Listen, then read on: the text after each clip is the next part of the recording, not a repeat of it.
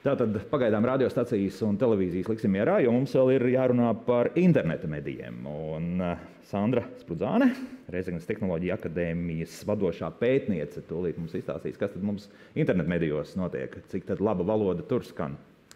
Jā, labdien, klātesošie. Man laikam pat īsti nepatīk apzīmējums laba valoda, jo ko nozīmē laba valoda? Es laikam izvēlētos lietot terminu kvalitatīva valoda. Bet tas it nemaz nav saistīts ar manu prezentāciju. Es laikam neizmantoju šo jēdzienu. Jā, mani uzrunāja veidot šo īso prezentāciju, balstoties uz tādu kā novērotāju pozīciju, ko es varu ieraudzīt, ko mēs varam ieraudzīt tīmekļa ziņu vietnēs. Un šajā gadījumā mans pētījums nebija gluži balstīts uz šo tā kā mērķis, nebija veidot zinātnisku publikāciju, bet tātad ar tādu skatu no malas atrast varbūt tādus spilgtākos piemērus. Jāteic, jau kolēģi daudz ko minēja, es tā kā varbūt šajā ziņā ievadīšu nākamo diskusijas daļu, kur piedalīsies arī paši mediju pārstāvji, jo es izmantoju piemērus no tiem medijiem, kur dalībnieki arī šodien piedalīsies, lai tādā veidā varbūt rosinātu runāt par konkrētiem piemēriem. Bet gribēju sākt savu uzstāšanos ar Gunas Kalniņas teikto tīmekļa vietnē satori.lv, ka precīzi runāt un rakstīt vajadzētu vienmēr, bet saspringtos laikos ir tīpaši. Viņa to rakstīja pagājušajā gadā, vasarā, un es domāju, mēs visi saprotam, par kuru laiku un par kādiem notikumiem autore runā. Kādēļ es arī izvēlējos šo citātu kā savā ziņā vadmotīvu? Dēļ tā, ka jūs redzat attēlā, ka Guna Kalniņa ir žurnāla Rīgas laiks valodas kvalitāte, kā viņas arī dēvē, kontrolētāja. Un, man liekas, kolēģi neļaus samelot, Rīgas laiks ir 2 reizes ieguvis balvu labākā valoda. Man šķiet tāda kategorija, vismaz viņi paši tā rakstīja. Un, ko vēl gribēju uzsvērt, man ļoti patika, kā Guna Kalniņa teica, ka valoda nav tikai tas, ko mēs apgūstam skolā, ko mēs varam iemācīties skolā. Valoda ir arī ģimene, vide mums apkārt, un šajā gadījumā mēs runājam par mediju vidi, ko mēs tur varam redzēt un dzirdēt. Un vēl viens būtisks un arī savā ziņā saistošs piemērs, manuprāt, ir, ka valoda ir tas, kā mēs uzsākam sarunu. Vai mēs uzsākam sarunu, viss ir slikti, vai mēs tomēr nākam ar kādu citu vēstījumu. Un, jā, par to es aicinātu šodien aizdomāties. Bet sākšu es ar atgādinājumu nedaudz no skolas vides. Tātad kādu žanru, respektīvi kādu funkcionālo valodas žanru pārstāv masu mediju. Un es tiešām visu teoriju nepārstāstīšu, tikai dažas būtiskākās lietas. Tātad mediji pārstāv šo publicistikas stilu, un te jūs redzat Rozenberga, tātad valodnieka, var teikt tādus būtiskāko apkopojumu, kas raksturo šo stilu, bet es izcēlu vienu, ja? Tātad galvenais normēta literārā valoda.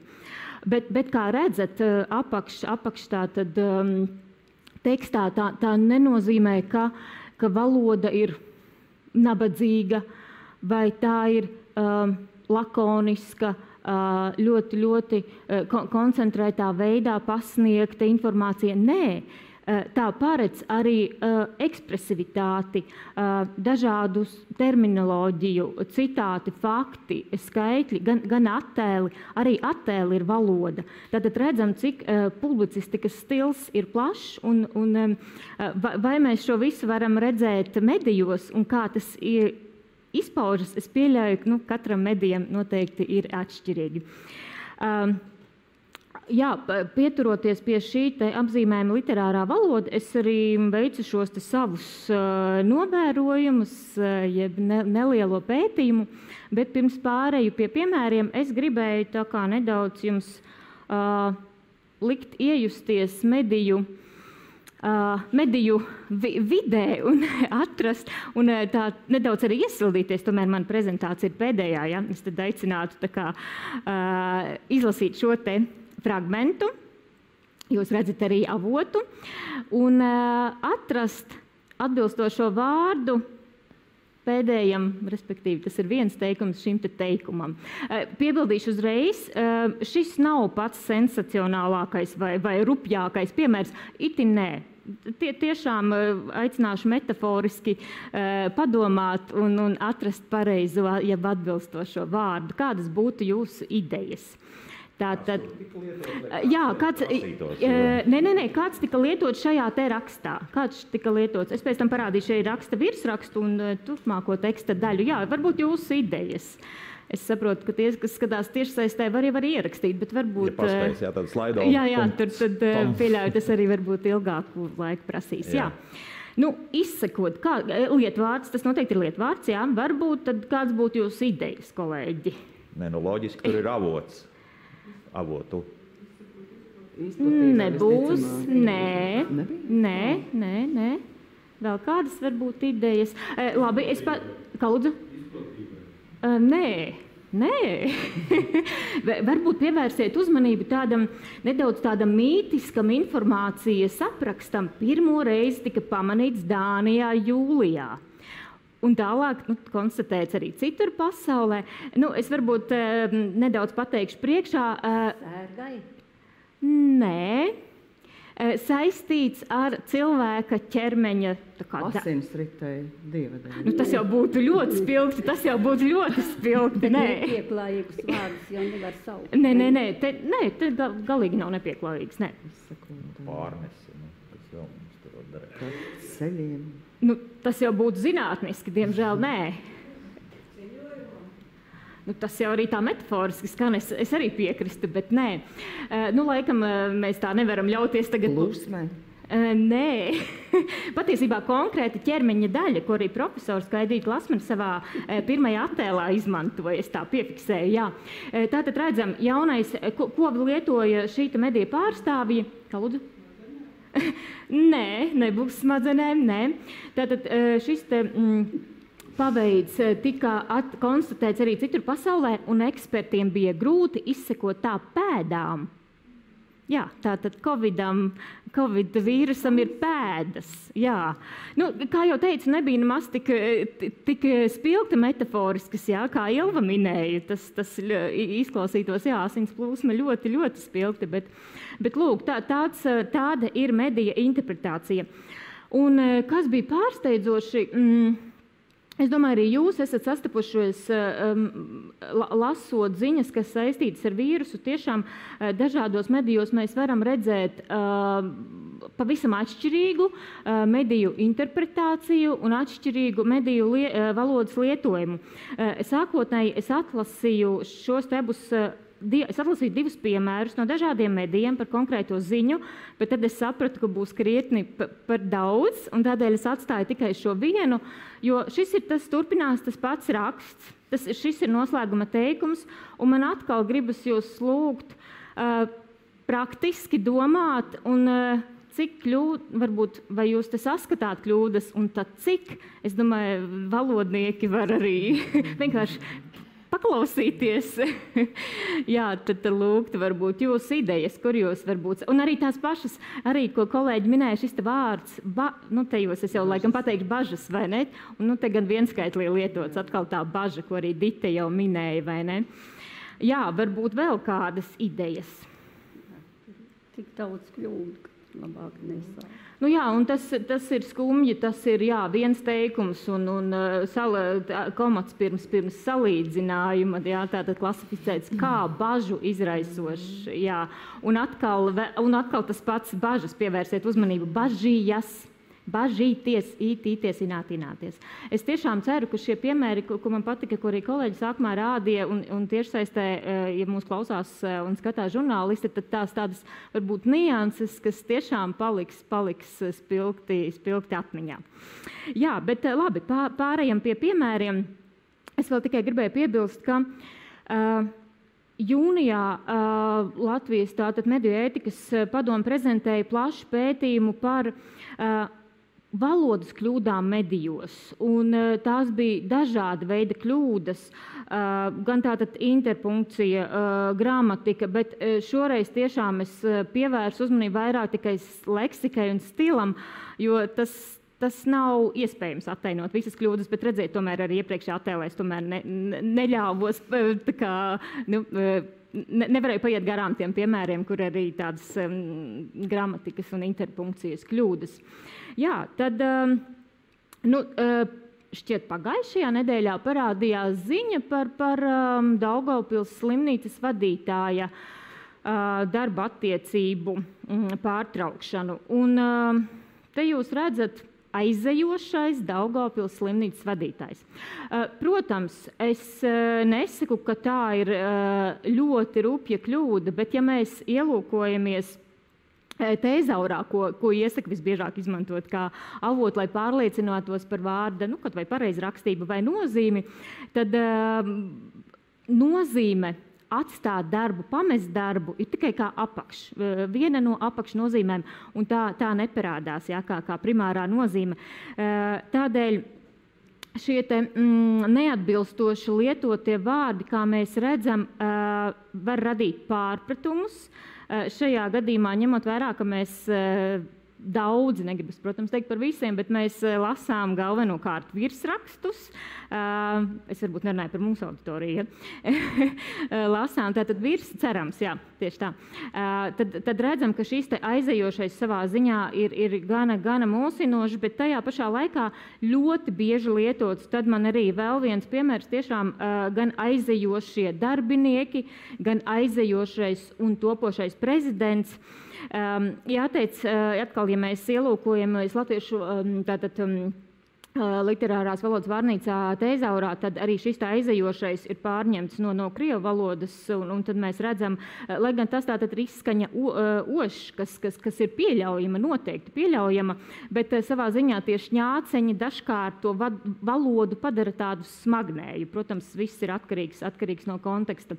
Bet, piemērā par aizejošais un topošais prezidents, ja mēs atkal domājam kategorijās sinonīmu, antonīmu, tad tajā gadījumā mēs īsti nevaram aizejošais un topošais. Mēs īsti nevaram savilkt, atrast atbilstošu antonīmu.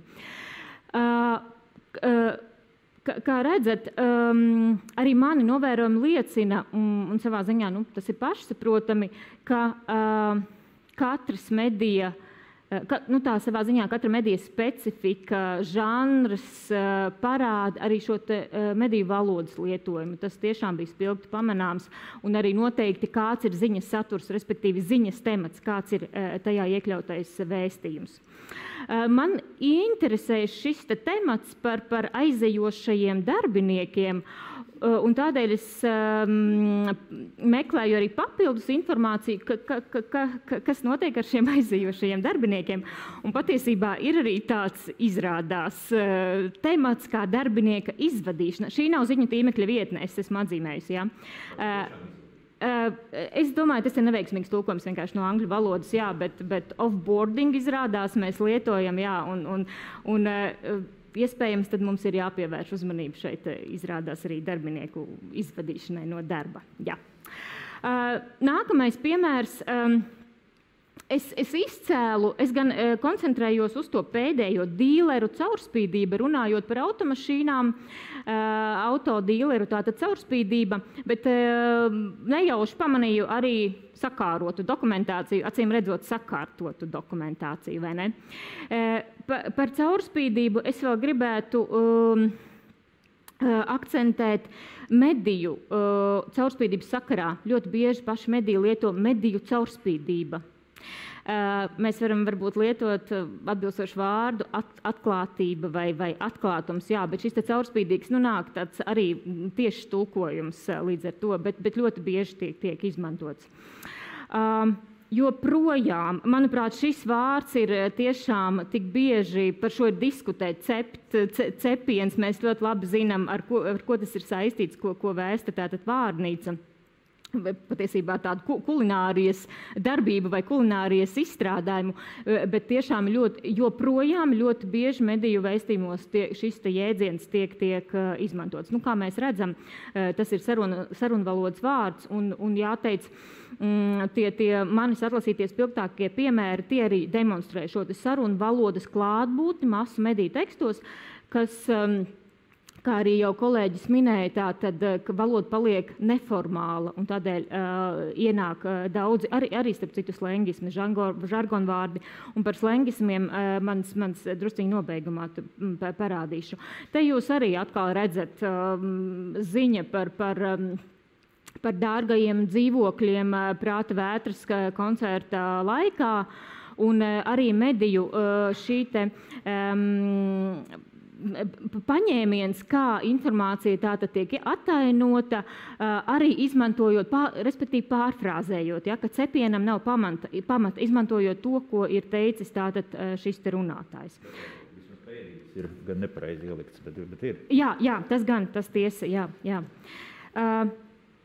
Starp citu, kas varbūt, ja jūs pamanāt, tad te var redzēt arī atsauci, un tas parāda vēl vienu būtisku problēmu mediju vidē, kam vajadzētu pievērst uzmanību, izvērtējot saturu, kas ir piešķirts, kas tiek radīts par valsts naudu, un tad mēs redzam, kurš varētu būt tas kritērijs, pie kura arī būtu jāstrādā, jo būs vairāki vēl papildu kritēriji.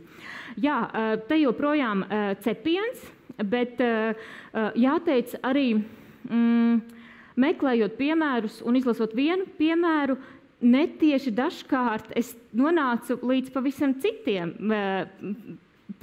spilgtiem piemēriem. Jā. Elīnas Gluzinovas teiktais ir sašķēlis internetu par skūpstīšanos ar nēģeri, tātad pavisam triviālas tēmas, to, ko arī profesori jau teica, tiek skartas.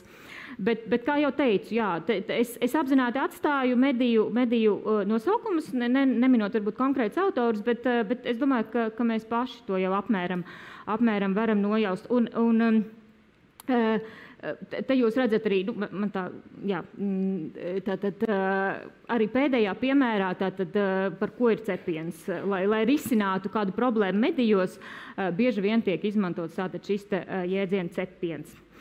Vēl viens piemērs, domājot par šī gada notikumiem, dziesmu svētki, jā, un dziesmu svētkus izrādās var samaitāt. Jā, un tad dziesmu svētku maitāšanā apvainotā influenceri draud vērsties tiesā. Un turpinot par dziesmu svētkiem, jā, tad arī svētki tika pabojāti nedaudz. Nu, arī tā, kā redzam, arī tā izteiksmes forma, protams, paredz šādu noskaņas radīšanu vai attieksmes radīšanu, un tādā veidā mēs auditoriju sagatavojam tam, par ko būs raksts. Jā, atkal tas pats cepiens, viens piemērs vēl par cepienu, bet šajā gadījumā nevis par cepienu, bet par komentāriem, kas panesās nevis zembildes, bet piebildes. Jā, tātad komentāri spēj panesties. Jā. Auto un sports. Ir viena tēma, kur es savā ziņā gribēju raksturot kā ar slengismiem pārbagātu jomu, jo es jau arī Ārim, kad man uzrunāja apkopot šos piemērus, es teicu, ka kā viena no medijiem, kuru aplūkot, es izvēlējos Sporta centrs, un tad es teicu, ka es palūdzu arī vīram pievērst uzmanību tekstam, jo tas ir medijs, kuru viņš patērē tiešām katru dienu, tā kā Bībele, ja? Neko, tā nav lobēšana tiešām it nemaz Sporta centra. Jā, bet tādā veidā arī es gribēju dzirdēt tādu viedokli no malas, kurus viņš tā kā raksturotu kā spilgtākos piemērus. Un jāteic, varbūt viņa atbilde man nebija pārsteidzoša, jo tā ir pieņemts. Tātad runājot par sportu, viņš man atbildēja, ka tā ir pieņemts. Un tā kā manas gaidas neattaisnojās. Es domāju, ka es jums varēšu prezentēt veselu virkni ar būtiskiem izteicieniem no sporta pasaules, tādēļ, bet diemžēl nē. Un te jūs redzat arī jau ievirzi uz nākamo tematu auto, bet šajā gadījumā te var būt atkal tāds piemērs, kas ir mēģinājums tulkot, bet slimnīcā iebrauc dārgas. Es pieļauju, ka slimnīcā nevar tiešā veidā iebraukt automašīnas. Bet te jūs redzat, te ir citāts, un tas atkal norāda uz vēl vienu problēmu tieši tulkošanas paņēmieniem. To es arī jūnijā prezentētajā pētījumā akcentēju, ka arī paši žurnālisti atzina, ka tiešām dažkārt ir tulkošanas problēmas, nav kas nodrošina šo atbilstošu tulkojumu. Auto lieta izpaužas arī bremzējot. Jāteic, Latvijā daudzi procesi nerisinās vai nevirzās uz priekšu tieši dēļ tā, ka ir nospiestas bremzes. Un šis paņēmiens tiešām ir ļoti, ļoti populārs, runājot par dažādiem procesiem. Tātad iestādes izveidi bremzē, un tad mēs redzam elektrības tirgus tiek bremzēts, mums bremzes tā kā visu laiku ir uzspiestas. Jā, tas arī latviešu literārās valodas vārnīcas tāds skaidrojums. Te viens piemērs tātad arī no reģiona preses, un jāteic, šis arī bija par valsts naudu tapušais piemērs, kas jā, patiesība un pat reizē skumji, bet jā, krimināla ziņas, tas arī ir atsevišķi pētījuma vērts objekts. Krimināla ziņās tiešām dažkārt īpaši reģiona presē var lasīt, šis ir tīmekļa vietnē, ja? Var lasīt tiešām spilgtus piemērus par to, kā tiek aprakstīti šie tādi dažkārt, tas gadījums varbūt pat nav mistisks vai tik nozīmīgs, bet tā noskaņa, kas tiek radīta, izmantojot šos sarunvalodas un dažādus barbarismus, tad tā noskaņa tiek radīta pavisam, es teiktu, graujoša un draudīga. Un te tas sports, jā, tādēļ pie sporta centra, no sporta centra man ir tikai viens piemērs, bet no cita medija šonedēļ izskanēja tātad ziņa par Dāvja Bertānes, es teikšu, satriecošo iemetienu, bet tātad TV3 bija izvēlējies apzīmējumu ielādē grozā. Es tajā pašā laikā arī pameklēju, vai sporta centrs izmanto tādu pašu apzīmējumu. Nē, sporta centrs neizmantoja tādu pašu apzīmējumu. Jā. Lūk, bet translācijās gan. Kā lūdzu? Translācijās ir dzirdēts. Jā, noteikti. Jā, tādēļ es gribēju teikt, ka auto un sporta valoda tiešām demonstrē pavisam citu ainu, specifisku metaforu izmantojumu. Jā. Es domāju, tāda metafora, jā, tā pastāv. Latvijas lāzers arī ir. Jā, tieši tādēļ es apzināti atstāju, bet salīdzinājumam, jā, gribēju tiešām teikt, ka man tagad es piemirsu kā citi mediji raksturoja šo burvīgo panākumu, bet jā, man tas palika prātā spilgtākais. Un tiešām, atkal runājot par sporta centru, man ļoti patika apzīmējums vasaras jaunieguvums. Tas bija, es tagad negribu samelot varbūt par basketbolu, nē, es nepateikšu, es tiešām piemirsu, bet jā, apzīmējums vasaras jaunieguvums, ko es arī sākotnēji atlasīju, un pēc tam domāju, tas ir brīnišķīgs apzīmējums, ko paturēt varbūt kādam vasaras piedzīvojumam, vasaras jaunieguvums, jā. Bet šajā gadījumā gribēju parādīt, tātad aizvadītajā nedēļas nogalē kārtīgi iegriezās Ramerent Nacionālās basketbola līgspēļu rats. Jā, tātad arī jūs redzat, tik spilgti, metaforiski tiek raksturot šīs spēļu kopums vai izlases, kā būtu pareizi teikt. Un tas, kas man varbūt pievērs manu uzmanību, tātad vairums komandu atrādīja savus jaunos sastāva modeļus. Tātad, savā ziņā tāda kā arī savu talantu un spēju atrādīšana, tāds kā talantu šovs, bet mēs redzam arī, ka sports, es gribētu teikt, savā ziņā ir kļuvis par tādu kā sacensību šova norises vietu. Jā, tieši tā, un dažkārt izklaide arī paredz šos spilgto un sarunvalodas vārdu ienākšanu leksikā. Jā, te jūs redzat arī aplūkotās tīmekļa vietnes, un tas īsumā pārskats no manis. Paldies!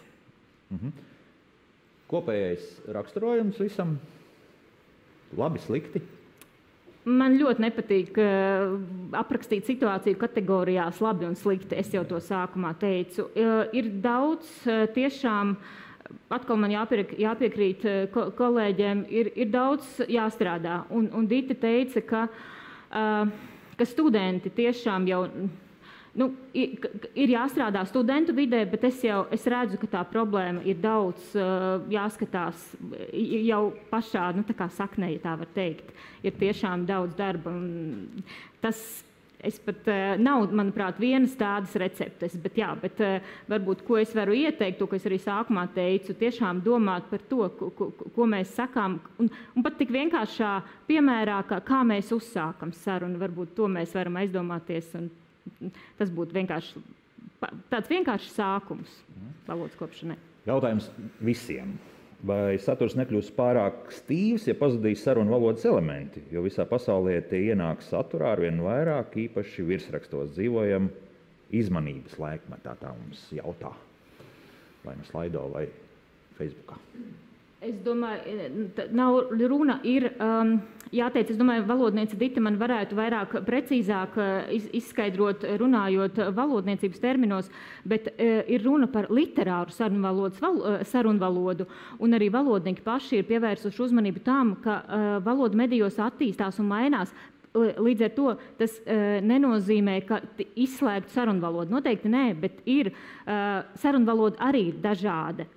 Ir gan šie barbarismi vai žargonismi, un žargonismi, piemēram, sporta valodā, mēs bez tiem nevaram iztikt, noteikti nē, bet runa ir par atbilstošu literāru valodu, un tas, tāds, manuprāt, zināšanu jautājums. Tas cepiens jau mums tā ir piecapies, ka mēs to lietojam ļoti bieži.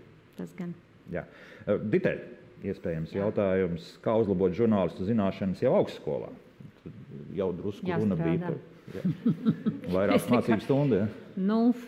Jā, droši vien, tik cik ir, bet varētu būt vienota tāda ieinteresētība augstskolā, es domāju, ne tikai žurnālistiem, tāpēc tā kā runā par to, ka jo mums ir mediju zvaigznes un ētera zvaigznes, arī dažādu citu profesiju pārstāvji. Es gribētu teikt, ka visiem būtu, piemēram, tā valodas kultūra jāmācās. Bet tā attieksme ir ļoti atšķirīga, jo man ir bijis tā, ka, piemēram, es saku, vajadzētu arī tam un arī citiem eksakto zinātņu pārstāvjiem, jo pat labāk, jo mēs varam saskaitīt uz vienas rokas pirkstiem tās specialitātes, kur tiek mācīta valodas kultūra. Un tad parasti saka, ko jūs gribat teikt, ka mēs latviski, mēs pa lielam visi ļoti labi runājam latviski. Ko jūs nāksiet tagad mūs te kontrolēt? Tad es tā kā arī apraujos. Manuprāt, visiem vajadzētu, ne tikai žurnālistiem, mēs kopumā varētu celt to latiņu augstāk. Par sarunvalodu, jā, sarunvaloda ir ļoti daudz, un sarunvaloda tā vienkārši mēs nevaram teikt, ka sarunvaloda parādās arī raidījuma nosaukumos, un arī par to ir bijis ļoti daudz diskusiju, vai tas nosaukums ir tāds atbilstošs. Ir arī tā, ka īpaši jauniešu auditorijai adresētajos raidījumos vienkārši bez sarunvalodas neiztikt, jo mēs, protams, arī nevaram runāt tādā samākslotā valodā. Es tā vairāk saprotu, ka runa ir tieši par tādām kļūdām un par tādu varbūt rupju valodas vai neadekvātas, nepiemērotas valodas lietojumu. Bet, protams, arī pat labam mēs runājam sarunvalodā. Un, manuprāt, mainījās viss šie pamatprincipi, kad valoda kļuva brīva, mediji kļuva brīvi un kad mediji vēlējās kļūt par mūsu draugiem. Un tad arī mainījās, nav vairs tie laiki ir pagājuši, kad žurnālists atnāca ar tekstu un nolasīja sagatavot tekstu. Viņš, protams, runās brīvi, un tāpēc arī tie slāņi ir tādi daudz brīvāki, un es arī piekrītu tam, tā kā tur klausītājs mums ir uzdevis jautājumu, vai tad raidījuma valoda nekļūst stīva. Jā, tas nav tik nepārprotami tā vērtējams. Jā, Ilze? Man šorīt bija ļoti interesanta saruna ar daudziem šeit klātesošajiem zināmo Antu Rugāti. Un savā ziņā viņa deva tādus kā ceļvārdus šeit diskusijai. Pirmkārt, viņa teica, valoda un vārds tā ir precizitāte.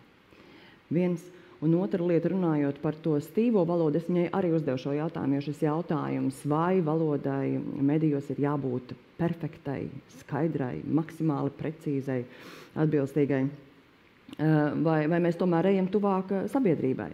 Viņa teica, Ilva, Manuprāt, ir mainījušies uzsvari, ir mainījušies virzieni. Medijiem ir jābūt etalonam. Tā, kā runās medijā, tā ir jārunā sabiedrībai, nevis otrādi. Sveicieni no Antas Rugātes. Interesanti, vai tas attiecas arī uz komercmedijiem vai tikai, pieņemsim, sabiedriskajiem medijiem? Tas attiecas uz visu mediju vidi. Tas arī šāds jautājums ir, un ko tad darīt vai kādā veidā sodīt? Tas ir jautājums no mūsu skatītājiem. Tad sodīt nav vieglākais. Mēģināsim meklēt risinājumus. Meklēsim risinājumus. Paldies! Saku mūsu ekspertiem. Skaidrītai Lasmanai, Ilvai Nozarājai, Sandrai Sprudzānei, savukārt Diti Liepu un Arturu Krastiņu mēs vēl sagaidīsim burtiski pēc 20 minūtēm šeit pat, jo mums arī otra daļa, kurā mēs tad mēģināsim tomēr uzdot šo jautājumu, ko darīt, lai veicinātu labāku valodas lietojumu medijos. Un diskutēsim jau par to, kas tad tiek darīts medijos, gan Latvijas radio, gan TV3, un to visu darīsim pēc minūtēm 20. Tātad, ja precīzi, tad 12:25 būsim atpakaļ ēterā. Jā, tad 12:20 jā.